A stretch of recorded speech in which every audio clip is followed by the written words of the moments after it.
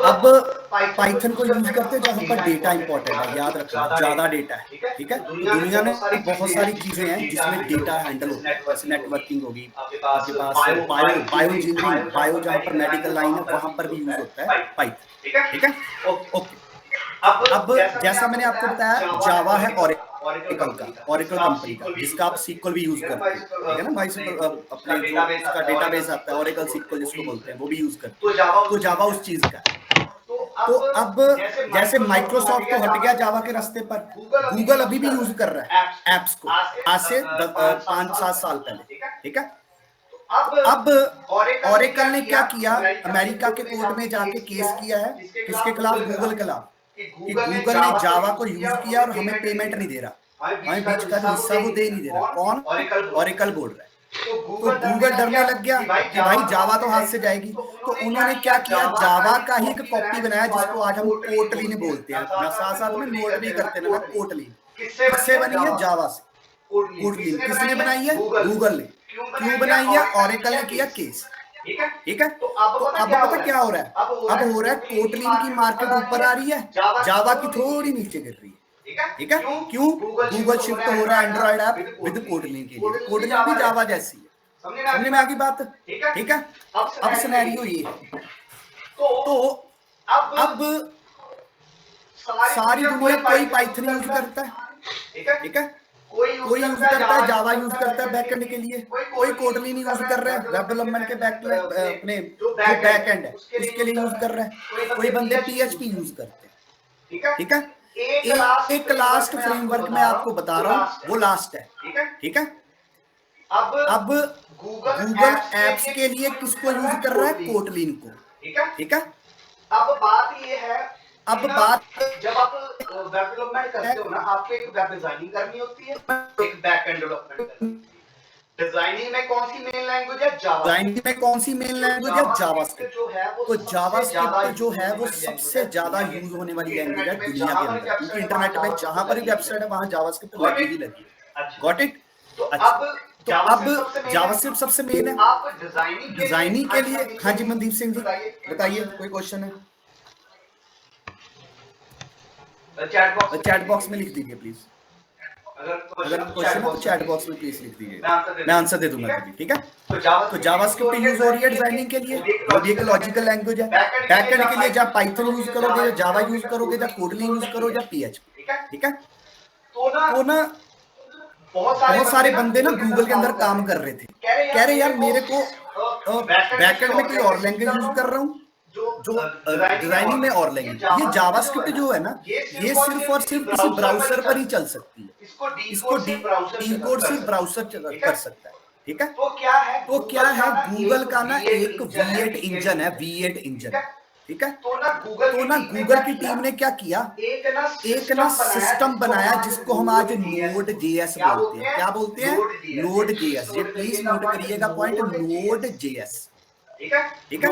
Node JS क्या है? एक फ्रेमवर्क है, टाइप का फ्रेमवर्क है। कौन? नोड जेएस, ठीक है जी। किससे बना? क्रोम से, ठीक है। ये नोड जेएस एक ऐसा सिस्टम है जो हमारे पास प्रॉब्लम थी ना, कि हम सिर्फ फ्रंट एंड में जावास्क्रिप्ट को यूज कर सकते हैं गूगल पर ही, मतलब ब्राउजर पर ही। तो इस फ्रेमवर्क के, इसको अगर आप इंस्टॉल करोगे, इस फ्रेमवर्क को इंस्टॉल करोगे, तो आप उसी जावास्क्रिप्ट से बैकएंड भी बना सकते हो, ठीक है। बात समझ में आ गई? जो जावास्क्रिप्ट आपने डिजाइनिंग के लिए सीखी थी उसी से बैकएंड बना सकते हो। किसमें? नोड जेएस में। समझ में आ गई बात? चलिए बाइंड अप करते हैं। अब हमने फ्रेमवर्क्स के बारे में देखा, ठीक है। पीएचपी, नोड.js, पाइथन के बारे में देख लिया हमने, ठीक है। तो अब हमने कौन सा फ्रेमवर्क चुनना है ये देखो। जावा के आने का कोई रीजन था, नोड.js के आने का कोई रीजन है, पीएचपी के आने का रीजन है, ठीक है। देखो क्लाइंट जब एक कंपनी ने वेबसाइट बनानी होती है, कौन सी लैंग्वेज यूज करता है? ये भेद बोलते हैं।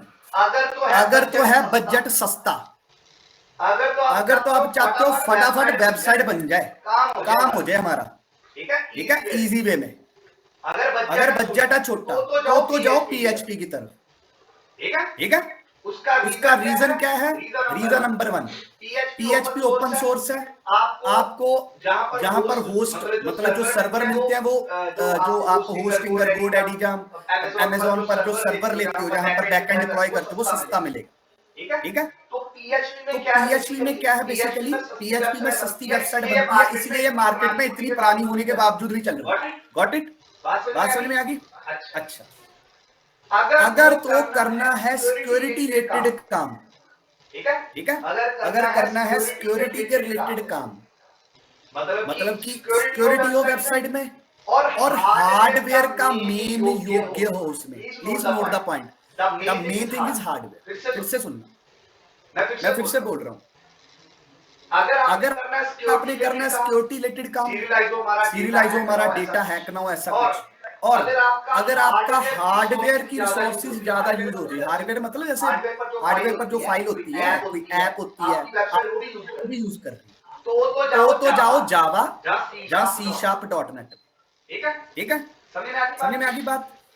अब अगर तो कुछ क्रिएटिव काम करना है, क्रिएटिव अलग ही AI चलानी है वेबसाइट के अंदर, डेटा मैनेजमेंट करनी है प्रॉपरली, बिल्कुल खतरनाक तरीके से, क्रिएटिविटी, तो जाओ पाइथन की तरफ, ठीक है। समझ में आ गई बात? अब अगर आपने आपका मेन फीचर ये है कि मैंने कोई क्रिएटिविटी नहीं, मतलब कुछ हार्डवेयर का ऐसा इशू नहीं है, मैंने वेब के अलावा मेरे को सपने में भी कुछ नहीं आता, समझ रहे हो ना बात, कि मेरे को सपने में भी वेब डेवलपमेंट आती है, ठीक है।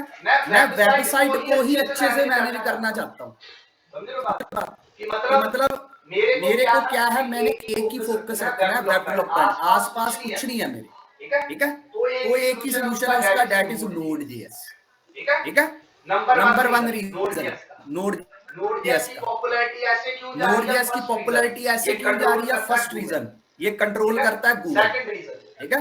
सेकंड रीजन, Node.js के अंदर आप डिजाइनिंग भी जावास्क्रिप्ट के अंदर करोगे, बैकएंड भी जावास्क्रिप्ट के अंदर, तो आपको 2 लैंग्वेज का चक्कर ही नहीं, और तीसरा सिंगल थ्रेडेड है, फास्ट है, ठीक है जी। बात समझ में आ गई? मतलब स्पीड का काम करना है तो Node.js के अंदर जाइए, जावास्क्रिप्ट के अंदर। अगर आपको ये लग रहा है कि नहीं यार मेरे को मल्टी लैंग्वेज सीखने में दिक्कत हो रही है, मेरे को मल्टी लैंग्वेज सीखने में दिक्कत हो रही है, ठीक है। और अगर आपको जावास्क्रिप्ट आती है, मैं आपके करियर का पाथ बता रहा हूँ क्या करना।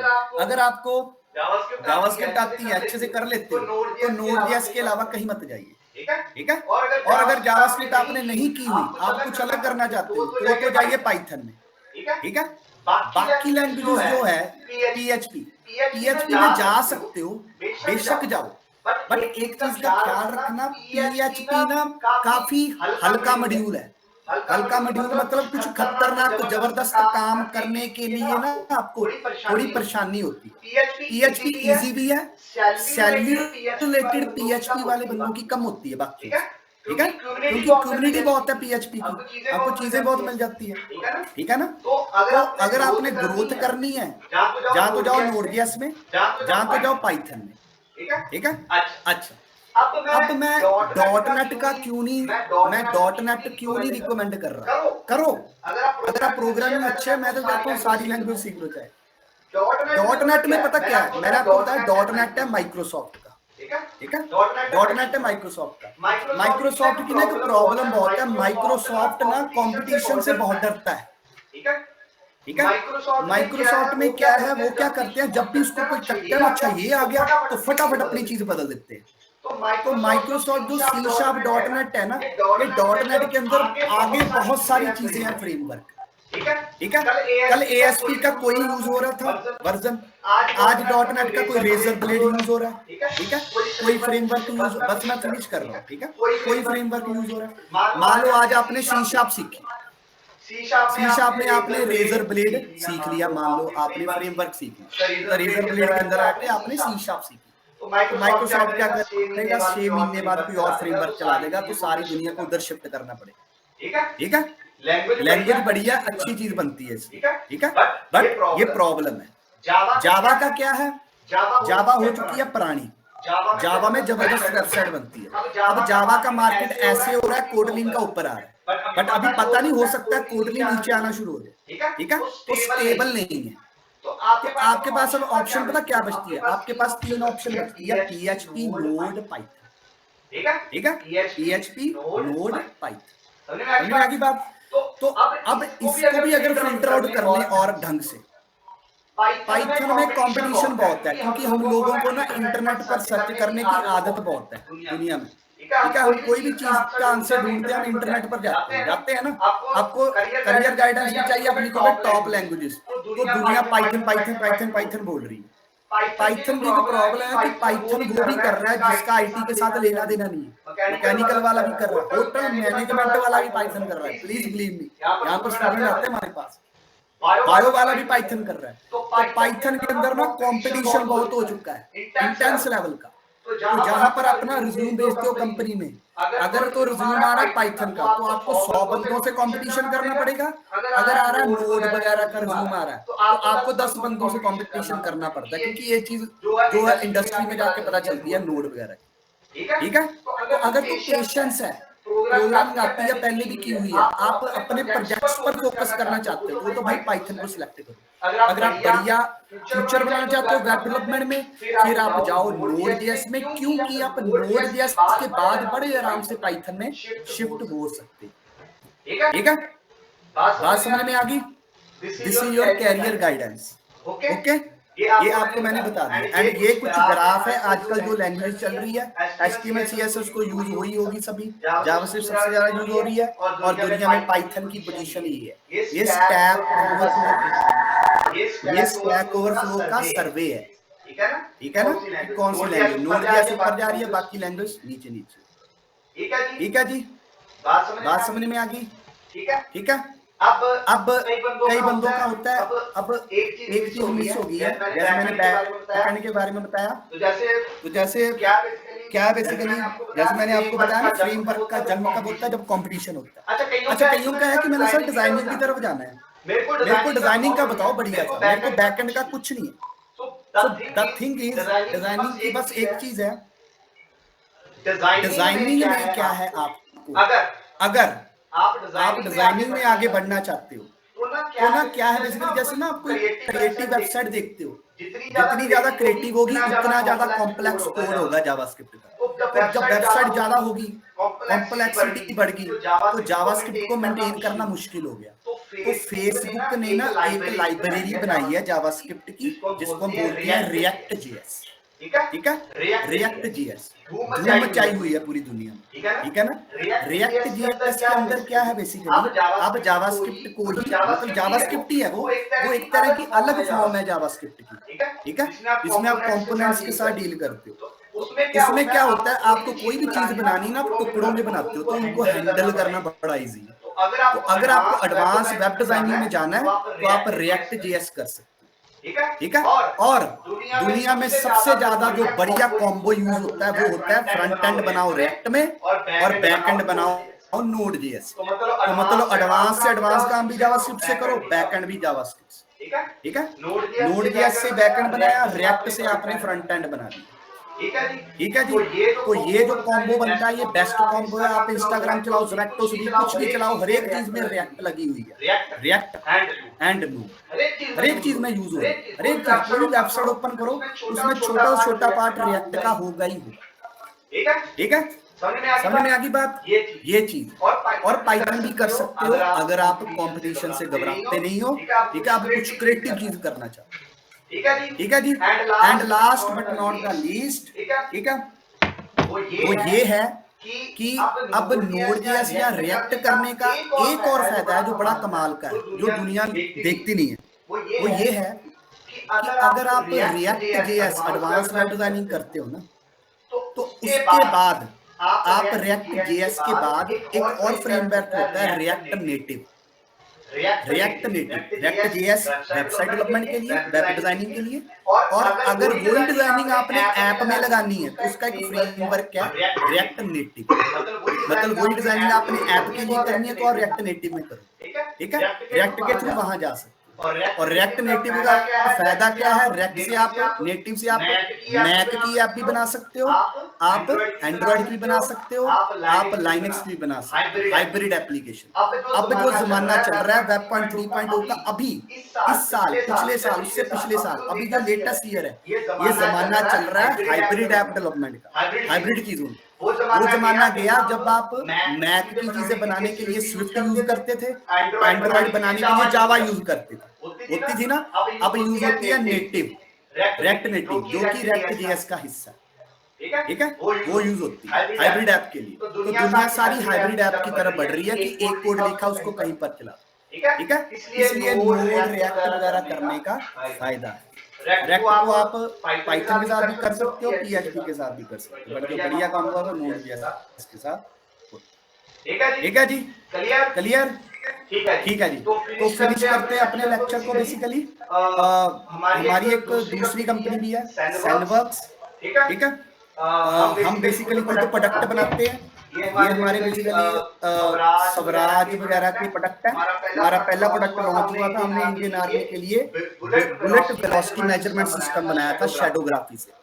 AK-47 जहाँ कोई और बुलेट्स होती है, जो बड़ी गन्स होती है, उनकी स्पीड नापने के लिए हमने ये सिस्टम बनाया था 2010, ठीक है। ये प्रोडक्ट है, एक प्रोडक्ट है हमारा स्वराज के अंदर जो डिप्लॉय है CBM सेंसर। ये मोटर की वाइब्रेशन से डिटेक्ट करके क्लाउड में डेटा भेजेगा, AI से प्रेडिक्ट करेगा कि मोटर खराब होने वाली है कि नहीं। तो हमारा जो मशीन 2 दिन तक खड़ी होगी वो बच जाएगी, ठीक है।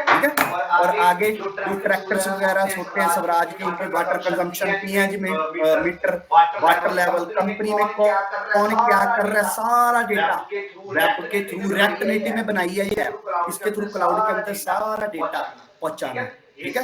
ये सिस्टम बनाया है हमने, विजुअलाइजेशन सिस्टम स्वराज के अंदर, ठीक है। और भी बहुत सारे सेंसर्स हैं हमारे पास, विजुअलाइज करने का डेटा एनालिटिक्स हमने परफॉर्म किया वहां पर, ठीक है। वो भी ट्रैक्टर आ रहे हैं, बन रहे हैं, प्रोडक्शन सिस्टम बन रहे हैं, उनका पूरा डिजाइन करना, कोई CNC मशीन खराब होगी वो करना ठीक, वो सारा कुछ हम इस ऐप के थ्रू करें।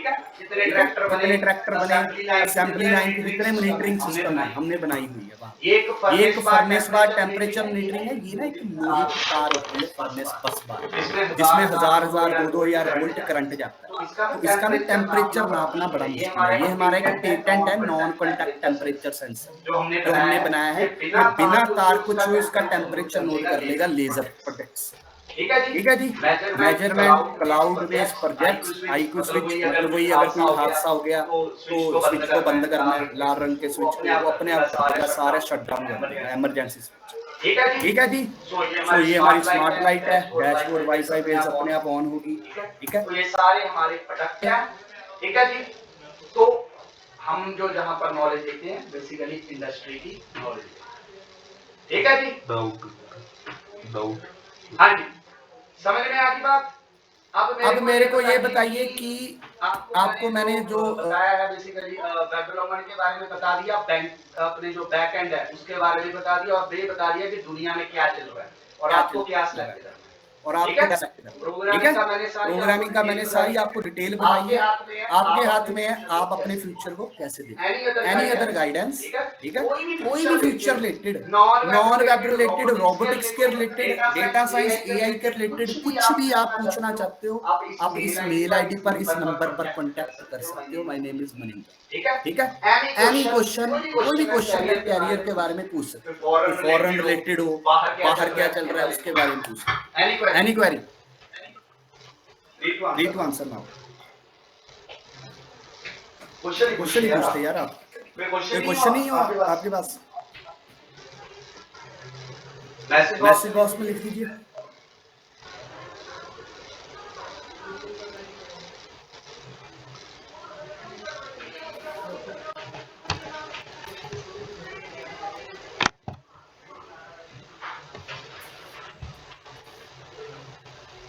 ठीक है जी, कोई नहीं है तो ठीक है।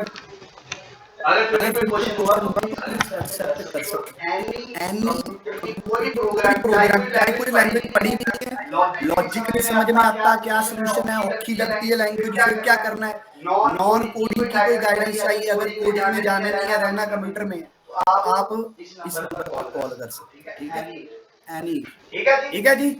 ओके स्टूडेंट्स, ANM कॉलेज, ठीक है जी। Thank you very very much, बड़ा बढ़िया लगा। थोड़ा सा इंटरनेट का इशू हो गया था, बट नॉट एन प्रॉब्लम, ऐसी चीजें होती रहती है, ठीक है? हाँ जी, ओके रिया, आपको अगर कोई प्रॉब्लम है तो क्वेश्चन कर सकते हो, वरना आप लीव कर सकते हो मीटिंग को, आप चैट बॉक्स में डाल सकते हो क्वेश्चन, ठीक है?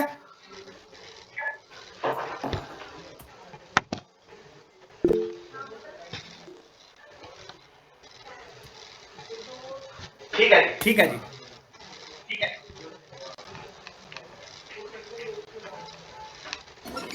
Thank you sir.